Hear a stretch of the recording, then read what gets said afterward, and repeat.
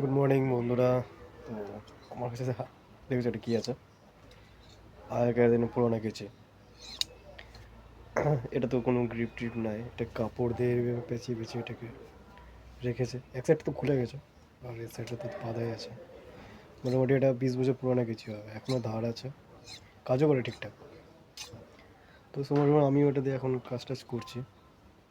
আর এটা ওয়েট কিন্তু ভালোই আছে। নর্মাল আরেকটা কেচি আছে, এটাও আছে একটা কেচি। এটা দিয়ে কাপড় টাপড়গুলো কাটি।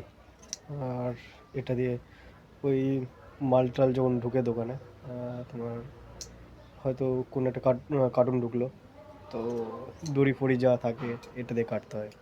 মানে কাপড় কাটার জন্য রেখেছি আর কি।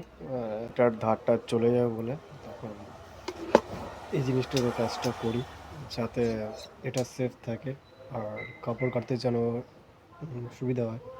এই দুটো এখন আমার হাতের পাঁচ আছে। আরও দুটো কেজি ছিল, যখন এই দোকানের পুরনো স্টাফগুলো এখান থেকে ছেড়ে ছেড়ে যায়, সবাই একটা দুটো একটা দুটো করে নিতে নিতে লাস্টে 2 পিস বেঁচেছে। তো এটাকে বাঁচিয়ে রেখেছি। আর দেখা হচ্ছে নেক্সট ব্লগে। টাটা।